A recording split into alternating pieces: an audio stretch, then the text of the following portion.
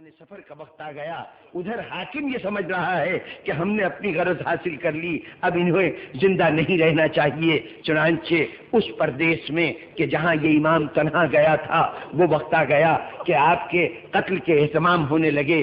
بادشاہ نے ایک دن بلایا اپنی محفل میں.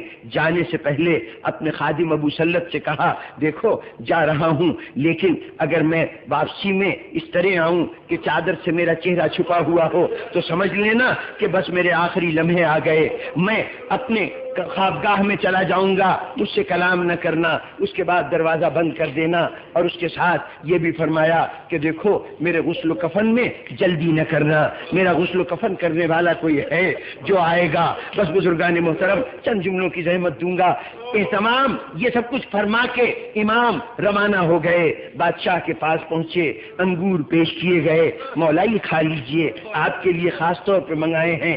امام نے 2 دانے اٹھائے, منہ میں رکھے. بادشاہ نے کہا اور تناول فرمائیے. امام نے کہا جس مقصد کے لیے تو کوشش کر رہا تھا وہ پورا ہو گیا, وہ پورا ہو گیا. یہ کہہ کے وہاں سے روانہ ہوئے. گھر واپس آئے, چہرے کے اوپر چادر پڑی ہوئی تھی. گئے حجرے میں, گئے جا کے بستر پہ لیٹ گئے. دروازہ بند کر دیا گیا. کچھ دیر کے بعد ابو سلط کو حجرے کے اندر سے گریا کی آواز آئی. دروازہ گھبرا کے کھولا تو کیا دیکھا, 9 سال کا ایک بچہ ہے جو کھڑا ہوا ہے. 9 سال کا بچہ ہے جو کھڑا ہوا ہے, آنکھوں سے آنسو جاری ہے. ابو سلط داخل ہوا, صاحبزادے صاحبزادے آپ کون ہیں؟ کہا یہ میرا بابا ہے. کہا آپ کیسے اندر آئے, آپ کہاں تھے, کیسے آئے؟ کہا جس خدا نے مجھے بند دروازوں سے اندر پہنچا دیا ہے اسی نے مدینے سے یہاں پہنچا دیا ہے. میں اپنے بابا کی آخری رسوم کے لیے آیا ہوں. میں کہوں گا کہ یہ فرزند تو معجزے کے طور پر آ گیا, یہ فرزند تو معجزے کے طور پر آ گیا. لیکن بزرگان محترم ان کا آنا تو اس لیے ضروری تھا کہ معصوم کا جنازہ معصوم اٹھاتا ہے. معصوم کے آخری رسوم کی ادائیگی معصوم کی ذمہ داری ہے. غسل و کفن, دفن, یہ سب معصوم کی ذمہ داری ہے. اس لیے امام بصورت اعجاز تشریف لائے اپنے بابا کو غسل دینے کے لیے, اپنے بابا کو کفن پہنانے کے لیے. یہ امام تھے, انہوں نے یہ فاصلے طے کر لیے. لیکن مدینے میں امام کا فرزند ہی نہیں ایک بہن بھی رہتی تھی. آپ کے ساتھ میں امام کی ایک صاحبزادی نام فاطمہ تھا. اور بزرگان محترم یہ غالباً مدینے کی تمام فاطماؤں کی قسمت ایک ہی ہے. ہم نے یہ کیفیت دیکھی کہ مدینے کی فاطمہ کے اوپر کسی علی کا انتظار اس کا مقدر ہو چکا ہے. ایک فاطمہ کئی سال پہلے ایک علی کا انتظار کر رہی تھی. بھیا کتنے دن چلے ہو گئے, علی اکبر تم نے خط نہیں بھیجا, علی اکبر تم پلٹ کے نہیں آئے. لیکن علی اکبر نہیں آئے. اب ایک اور فاطمہ ہے, وہ ایک اور علی کا انتظار کر رہی ہے.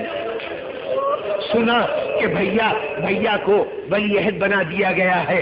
سنا کہ بھیا کے نام کا سکہ چل رہا ہے. سنا کہ بھائی کے نام کا خطبہ پڑھا جاتا ہے. سنا کہ بھائی کا بڑا جاہو جلال ہے. جانتی تھی کہ میرے بھائی کے مرتبے میں یہ ظاہری جاہو جلال کوئی اضافہ نہیں کر سکیں گے. لیکن اس کے باوجود بہن کا دل تھا, چاہتی تھی وہ بھی تو دیکھے, بھائی کی شان و شوکت کو دیکھے, بھائی کے مرتبے کو دیکھے. اکثر کہتی تھی بھیا مجھے بھی تو دکھاؤ کہ تم کس طرح سے تخت حکومت پہ بیٹھتے ہو, میں بھی تو دیکھوں کہ کس طرح لوگ آ کے تمہارے سامنے سر نیاز جھکاتے ہیں. یہ تمنا تھی بہن کی. ہر محبت کرنے والی بہن ایسے ہی جذبات رکھتی ہے. جب بھائی کی طرف سے کوئی جواب نہ ملا تو آخر بہن ایک دن مجبور ہو گئی محبت کے ہاتھوں. یہ فاطمہ صغریٰ کی طرح بیمار نہیں تھی, توانا ہاتھ پیر تھے. اس لیے تمنا ظاہر کی کہ میں اپنے بھائی کے پاس جانا چاہتی ہوں. ایک قافلہ ترتیب دیا گیا. تقریباً 40 کے قریب آدمی اس قافلے میں شامل ہوئے. جناب فاطمہ بنت امام موسی کاظم روانہ ہوئی. اپنے بھائی سے ملاقات کے لیے منزلوں پہ منزلیں طے کرتی جا رہی تھی. حدود ایران میں پہنچی. اسی شہر نیشاپور سے گزری کہ جہاں بھائی نے رسول کی ایک حدیث سنائی تھی بیوی وہاں سے آگے بڑھی، قم کے مقام پہ پہنچی، اور جب قم کے مقام پہ پہنچی بزرگان محترم، تو اب وہاں پر پورا شہر اسی طرح استقبال کے لیے آیا جیسے امام کے استقبال کے لیے نیشا پور کے لوگ آئے تھے۔ پورا قم کا شہر امٹ پڑا شہزادی کے استقبال کے لیے، لیکن وہاں خصوصیت یہ تھی کہ صرف علماء آئے تھے، صرف عوام میں مرد آئے تھے۔ آج کیفیت یہ ہے کہ عورتوں کا ہجوم ہے، عورتوں کا ہجوم ہے، مرد ساتھ ہے لیکن بہت پیچھے پیچھے۔ نبی دادی آ رہی ہے، نبی دادی آ رہی ہے، کہیں بے ادبی نہ ہونے پائے، کہیں کوئی گستاخی نہ ہونے پائے، صرف بیویاں آگے ہیں۔ لیکن ایک عجیب بات تھی، ایک عجیب بات تھی، فاطمہ دیکھ دیکھ کے حیران ہوتی نہیں۔ وہ عجیب بات کیا تھی؟ عورتیں آ رہی ہیں تو سر سے پیر تک سیاہ پوش، مرد آ رہے ہیں تو سر سے پیر تک سیاہ پوش۔ بیوی حیران ہے کہ کیا ان کا لباس سیاہ ہوتا ہے، یہ کیا بات ہے، یہ انہوں نے سیاہ کپڑے کیوں پہنے ہیں؟ اتنے میں حاکم شہر کی زوجہ آگے بڑھی، شہزادی ہم سب کی درخواست ہے کہ یہاں تشریف لائی ہیں تو کچھ دیر ہمارے شہر میں قیام کیجئے، کچھ دیر یہاں ٹھہر جائیے۔ بی بی نے رضامندی ظاہر کی، خیمے لگائے گئے، شہزادی کو اتارا گیا، خیمے کے اندر لے جا کے بیٹھایا گیا۔ اب بیبیاں خدمت میں حاضر ہوئی۔ اب جب بیوی بیٹھ گئی تو اس وقت اب وہ جو الجھن تھی ذہن میں، وہ زبان پہ سوال بن گئی، اے بیویو کیا بات ہے، تم نے سیاہ کپڑے کیوں پہن رکھے ہیں؟ کیا تمہارا کوئی امیر، کوئی سردار، کوئی بڑا مر گیا ہے؟ کس کے سونگ میں سیاہ کپڑے پہنے ہیں؟ اب یہ سننا تھا کہ اس بیوی سے تو کچھ نہیں کہا گیا، خیمے کے باہر جا کے اپنے شوہر کو آواز دی، جس نے خیمے کے باہر کھڑے ہو کے کہا، اے بیوی اپنے بھائی کی تعزیت قبول کیجیے۔ آپ کا بھائی دنیا سے رخصت ہو گیا۔ میں اتنا سننا تھا، ایک مرتبہ چونکی، کہا اچھا میرا بھائی مر گیا، میرا بھائی شہید کر دیا گیا، ذرا یہ تو بتاؤ کہ میرے بھائی کا جنازہ کیسے اٹھا تھا،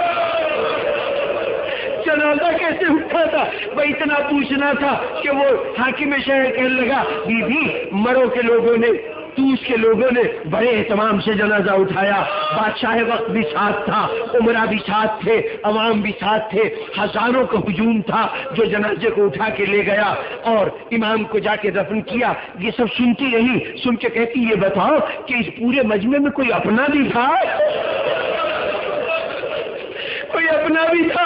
لوگوں نے کہا کہ بیوی اور ہم تو نہیں جانتے، کوئی اپنا بظاہر نہیں تھا، یہ سننا تھا، بس اتنا کہا میرا بھائی غریب الوطن مارا گیا، اور یہ کہہ کے غش آ گئی۔ اس کے بعد اٹھتی تھی اور بار بار کہتی تھی، اے میرے غریب الغربا بھائی، اے میرے پردیسی بھائی، بار بار یہ کہتی تھی، حتیٰ کہ بمشکل 3 دن تک زندہ رہی، ان کی روح بھی قبض انجری سے برباد کر گئی۔ میں کہوں گا بیوی آپ کو تو یہی صدمہ ہے نا کہ آپ کا بھائی غریب الوطن تھا،